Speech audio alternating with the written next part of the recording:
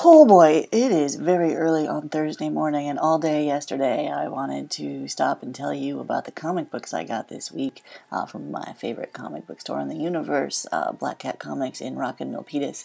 But it was all, gotta go to work all day. So I did not get to do that, but I did get to go pick up my books, because picking up your books is important.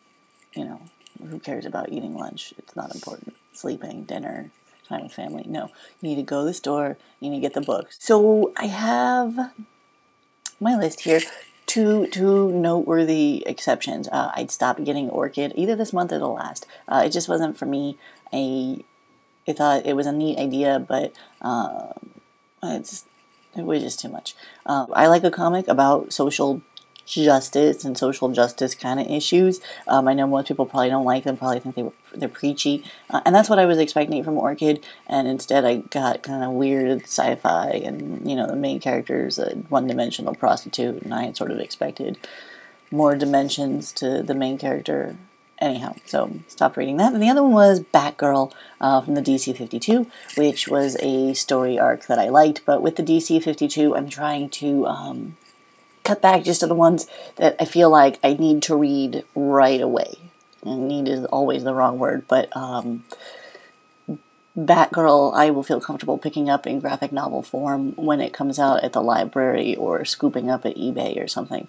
I try to keep my comics to a minimum. And speaking of comics, I don't actually need to own and have a lot of in graphic novel form, was Northlanders Icelandic Trilogy. For the longest time, Jake tried to convince me that I didn't need these, and we would get the graphic novel when it came out, because, we have all the other graphic novels, and besides, I hadn't been keeping up with them anyway, and blah, blah, blah, blah, blah. But, these are awesome.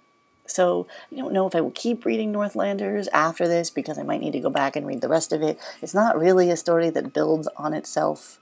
The Icelandic trilogy has built on itself, but so I'm looking forward to it, and it's just following the story of this very crazy family in Iceland as it's, at the dawn of Iceland. So I like it. I like the covers. I like the art. It's worth looking at right now, and when I have a whole set, I will have that self-satisfied, I collected them all kind of feeling. Okay, next book, Conan the Barbarian, and we're in the second issue of Queen of the Black Coast. Last issue of Queen of the Black Coast was pretty cool. I was not totally excited about how Road of Kings wound down, but Conan's just adventuring, so I'll probably read these for a little while, and then when I get tired of him, I will stop reading them, because that's what I do with ongoing adventuring comic books.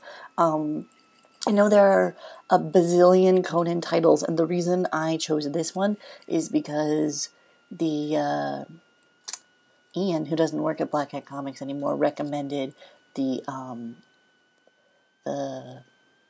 this great origin story in between issues of this series, and I really liked that. I put those all together and read those. It was great, so then I stuck with this series. I don't need to know everything about Conan's life in the universe that's ever happened, so one series is enough, and I'm going to enjoy it while I enjoy it.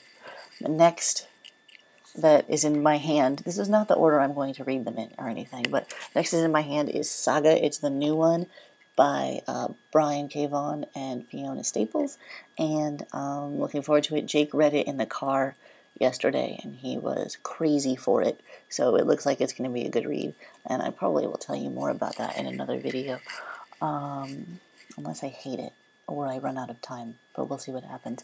Okay, then, next comic to come to my hand is Blue Estate. This one, I just love the covers on this book. It'd be worth it just to get the covers and not read anything inside, but of course you have to read what's inside. The plot always leaves off at someplace exciting, so it's kind of a chore for me to sit here, talk to you about it. I just kind of want to flip it open and see, see what's happening previously on Blue Estate. That's right. That's right. Alright, well, let's not get all caught up. We're still doing this. Oh, and finally. You ready for this? You're not ready for this. Peter Panzerfaust. Peter this is, you know, Peter, Wendy's Peter, Tinkerbell's Peter, but it's World War II, and he's with the Lost Boys. He just saved them from an orphanage in France.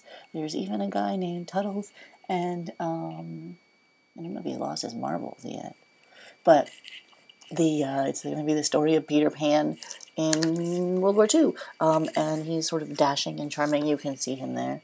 He's, you know, yeah. So I think it's going to be a good read, and I've been looking forward to it for months and months and months, and it's finally here. And then I was so excited when number 1 came out, and then number 2 is here, so the story is really going to start getting started. So that is my collection, a little poll this week. Put a message in the comments. Tell me what books I missed, what books I shouldn't have forgotten, and, you know, all that. And what'd you get? Okay, have a nice life. Bye.